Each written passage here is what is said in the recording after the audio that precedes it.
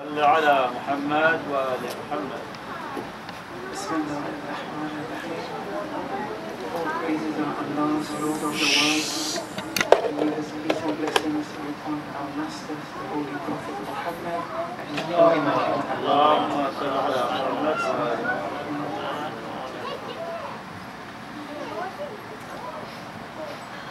Last night we ended with an important tradition from Imam Sadiq alayhi salam, highlighting one of the inner dimensions and inner purposes of fasting. And maybe one can name it one of the ultimate objectives or one of the ultimate means of fasting in order to reach that ultimate objective. And I won't go through the tradition again, but he said the essence of fasting was an inner tranquility. This inner tranquility has to arise. Otherwise, as Amir al-Mu'mineen alayhi salam had said, it's a pity to finish one's fasting with only that of physical hunger and physical thirst. There are more deeper layers to fasting, and inshallah the next few nights we'll go through them, inshallah. Tonight we'll go through one of them. Tomorrow, these all can entail the fasting of the external and superficial limbs, but in addition to these, the internal limbs. And it's only when the internal limbs fast successfully, the overall result will be that samtud dakhil that Imam Sadiq alayhi salam was referring to in the holy tradition. Okay, now this inner tranquility is to arise through a number of different means. One of them is that of silence. Now, it's important to understand what this silence actually is. In order to explain what this silence, this sukut, which is important in order to realize that inner tranquility, I want to go through two passages of a book by Ayatollah Hassan Zadeh Amuri. And these are very key passages. They bear a lot of meaning. And I'll go and explain them as we read through it. He has a book called Man in the Gnostical Tradition, Insan dar Urf Irfan. The book is in Farsi. It's a very unique book because it explains the fruits of Irfan, what the goal should be. And he goes through some of his own experiences, only a few. But these experiences are then backed by theoretical knowledge. And in this sense, we don't have many books like this. In the early parts of the book, he goes through 23 of his own experiences of Irfan, where he sees the metaphysical, where he's in heaven or he's in hell. He explains it. And here I want to read the first passage is event number 6 of the 23 experiences he highlights in this book. He says, during the early hours of Sunday the 12th, Jamadil Awal 1389, after Hijrah, 27th of July 1969, after executing the nightly Nafila prayers and the obligatory and the Nafila morning prayers, I was occupied in a 40-day spiritual mantra that entailed reciting the majestic expression Allah a specific number of times after the morning prayer. After the reciting, I sat in a state of tawajjuh. Now this is important. So for 40 days after the morning salawat, he recites Allah a specific number of times, and then he sits in a state of tawajjuh, a state of attentiveness. Now what that state is, how one enters such a state, what one has to do, we'll come to that later.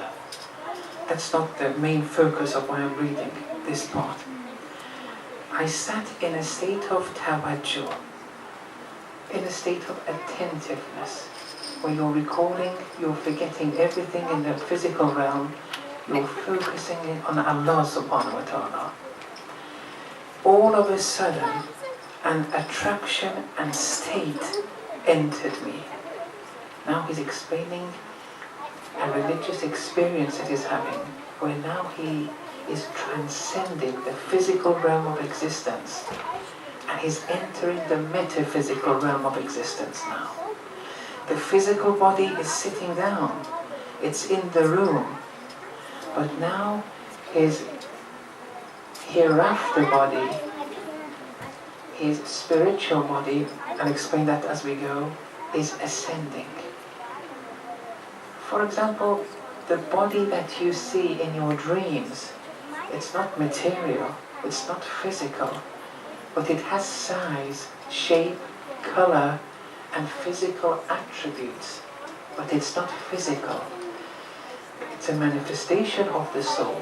It is you, it is your body, but not your physical body. The I in the hereafter is in association with a metaphysical body, not a physical body. He's sitting down in a state of tawajjuh. Suddenly it arises where he enters the metaphysical realm.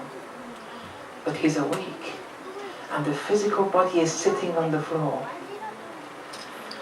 All of a sudden an attraction and state entered me, where the body shivered and led to a sound. He's explaining this transition to the metaphysical, and led to a sound that was similar to, by way of example, the sound made when a tractor passes over large stones on an uneven road. He's explaining it now. I saw my spirit disassociating from the body and elevating within a body like that observed in the realm of sleep. So now the body he is with is like the body we see in sleep, i.e. it's not physical, but still it's a body. In our dreams, there are all bodies in our dreams, but there's nothing physical in our dreams. We even eat in our dreams, drink in our dreams, but it's not a physical drinking, it's not a physical eating. It elevated to a certain extent, this methari body of his, this metaphysical body. I saw myself amidst a house whose girders, framework, were all wooden and carpented. It doesn't matter. We may see houses in our dreams. They're not physical though. This is in the metaphysical realm of existence. He saw himself in a house whose girders were all wooden and carpented. However, I was like a bird which is captivated in a house, flying from side to side, but not finding a way out. He's imprisoned now in this house, but it's not a physical house. I was bothered in such a state for roughly a quarter of an hour, rushing from left to right. I saw that I was imprisoned in the house, and I was not able to flee from it. It was then that I heard from a speaker, without actually seeing the speaker, who said to me that your imprisonment is a result of excessive and futile talking, Why don't you observe your words? Now, that which he was experiencing and the disturbance he was experiencing was a result of a certain action. This imprisonment that he was experiencing in Barzakh, in the hereafter, and he was experiencing it right now, because heaven and hell exist right now. It's all right now. Moment to moment, you're building your heaven or your hell. And we'll speak more about the concept of tajassum al-a'mal, embodiment of actions, later, inshallah. But here, he saw the manifestation, the embodiment of excessive and futile talking. It was embodied in the metaphysical realm as being imprisoned in a house. Now, here it says this was a result of your excessive and futile talking.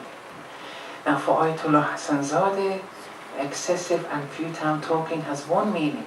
For me and you, it may have another meaning. I don't want to put forward the idea that no one speaks anymore.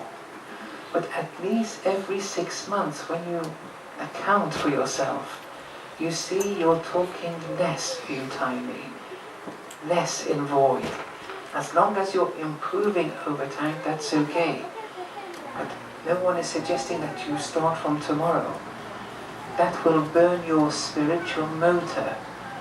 Most people who act in haste, they burn in haste. And religion will always be superficial for them. One has to be careful. Religion isn't to be played around with, especially spirituality. In that state, he continues, I asked Allah several times to save me by the life of the seal of prophets, falling down, beseeching and lamenting before him. All of a sudden, so he was doing tawassul now, getting help from Allah through the noble imams of the Prophet. All of a sudden, my eyes fell towards the north of the house. It's still in the realm of visions here. It's still not in the physical realm of existence. My eyes fell towards the north of the house, where there was a window with enough space for one person to flee through it, and so I did. After leaving the place, I was in flight again, towards the east, in the direction of the Qibla. After becoming free from and leaving the house, I perceived the house as extremely large and luxurious, situated amidst a garden that had no boundaries and was filled with a vast diversity of trees full of white blossoms, a scene I had never witnessed in my whole life. He's seeing heaven now. He's in heaven now. But yes, there were certain actions that had brought about that barzakhi hell for him. But after that was gotten rid of, he's now in heaven. He's seeing heaven. The physical body is still sitting down after the morning prayer. Because heaven and hell, only this physical realm of existence is material. Only this physical realm of existence. And even this physical realm of existence, it's infinite. It has no end. You don't come to an end of the physical realm of existence. Because if you do, what is there after that end?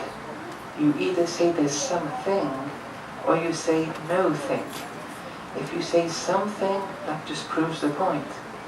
If you say there's no thing at the end of the world, after that there's no thing, there's nothing, here that's impossible. There's no such thing as nothingness. So, only this physical realm of existence is physical, is material.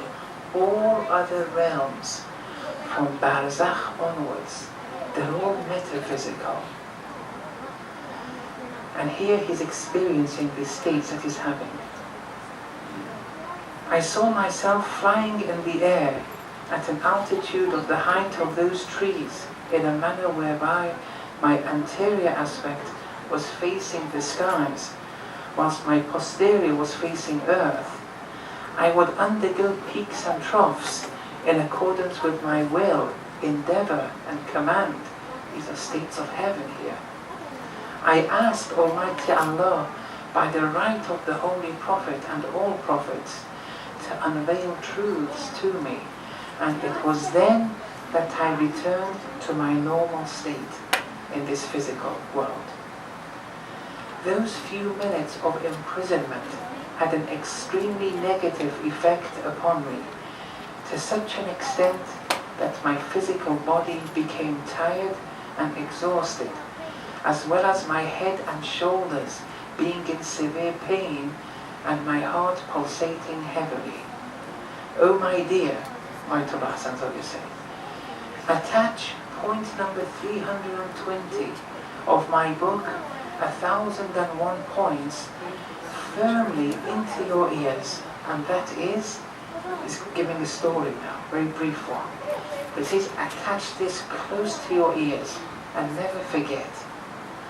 One of the people of love, one of Allah's disciples, one of the saints, with whom I was in friendship, during Muraqabah is a spiritual device. We may speak about it, inshallah. During Muraqabah, this friend attained access to the prophetic tradition. Whoever sees me in their dreams has verily seen me. After all, the shaitan does not appear as me. This is a tradition from the Holy Messenger. Whoever sees me, the Holy Messenger, in their sleep, in their dreams, it is the Holy Messenger that you have seen. It can't be anyone else, because they can't appear as me. If you see the Holy Messenger, it's him. And now you can benefit from him in your dreams in the same way you would have benefited from him 1400 years ago if you were there in the physical form with the Holy Messenger in the physical form. Just because the Holy Messenger, just because the Imams have passed away physically, it doesn't mean our access to them has been shut. By no means. النَّذَرُ إِلَى وَجْهِ عَلِي إِبَادَةٌ. Seeing the face of Amir al-Mu'mineen is ibadah. But which face is this? Is it the physical face? Well, that was over 1400 years ago. You see, there are deeper layers to these traditions. Anyway, this friend of Ayatollah Hassan Zadeh had access to this tradition, meaning he saw the Messenger of Allah. He saw the Messenger. Then the friend asked His Eminence, the Holy Prophet, for a mantra. So, O Messenger of Allah, give me a mantra, give me a dhikr, an invocation. His Eminence, the Holy Messenger, replied, I give you the mantra of silence. See, silence. Now, here the silence is not talking excessively, not talking without purpose, not talking in vain, void, futilely. These are important. This is one of the means for that inner tranquility. Now, in the same book, there's another passage which is a bit shorter. I'll just quickly recite this too.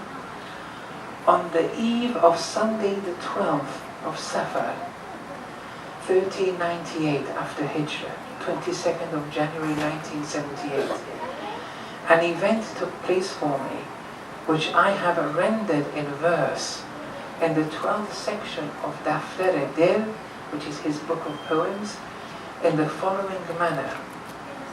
Shall I recount for you a story that took place once upon a time? One night I shut the door behind me sitting in solitude, deliberating. There are irfani practices where they practice irfan in groups, in congregation. I don't want to say that's haram, no, but it's not perfect. It's not true irfan. These states are to be acquired in solitude, not in groups or in congregation. Pondering deeply into the origin and end of existence. He's now explaining a bit what that state of tawajjuh is. Being totally unaware of myself. And there are reasons why, before sleeping, they tell you to recite X surah of the Quran, or salawat, and so on and so forth. It's preparing you for something in your sleep. We'll speak more about that later. Being totally unaware of myself, now is entering the metaphysical realm. I saw. It's not a physical sleep anymore. It's a metaphysical sleep. He's seeing the hereafter now. I saw needle and thread approaching my lips, knitting with my body and soul burning. In the hereafter, whilst the body was on the floor in prayer, the spirit has ascended, and now his body of the hereafter, his lips, his methali body's lips, are being knitted, and that's causing him pain. In your dreams, for example, if someone was to come with a needle and knit your lips, you would wake up. But in the hereafter, there's no waking up anymore. It's the heavy sleep. You can't wake up. Sometimes you may see a shark, a dog, attacking you in your sleep. You wake up. That dog, that shark was a manifestation of your actions during the day.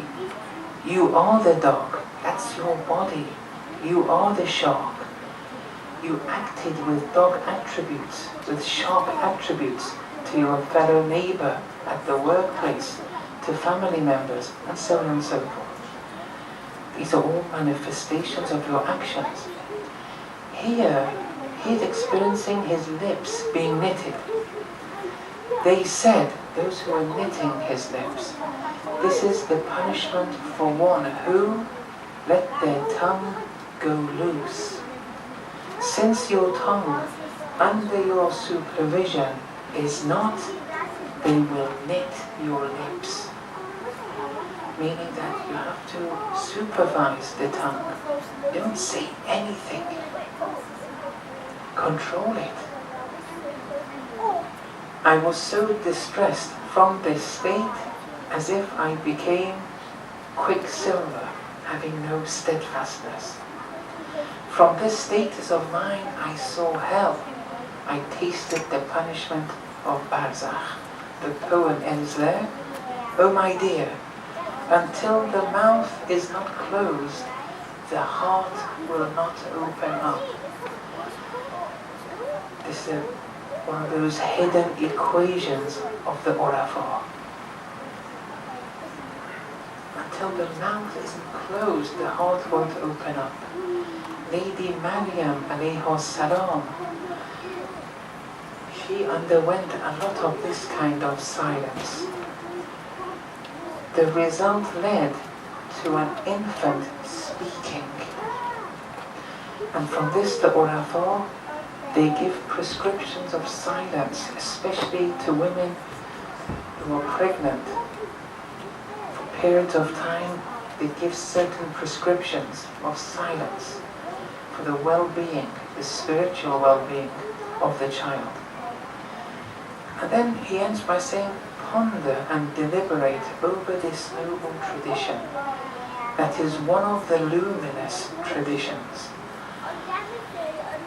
that reads, Inna Adama alayhi salam lamma kathura wulduhu wa wuldu wuldeh kanu yuhaddithuna indahu wa huwa sakit. When Nabi Adam alayhi salam when his children were abundant and his children's children became abundant. They were all speaking around Prophet Adam alayhi salam, but he was silent. فَقَالُوا يَا أَبَا مَا لَكَ لَا تَتَكَلَّمْ. He said, "Oh father," referring to Prophet Adam alayhi salam, "what's the matter? You're not speaking." فَقَالَ يَا بَنِي. Prophet Adam alayhi salam replied, "O children, إِنَّ اللَّهَ لَمَّا أَخْرَجَنِي مِنْ جَوَارِهِ."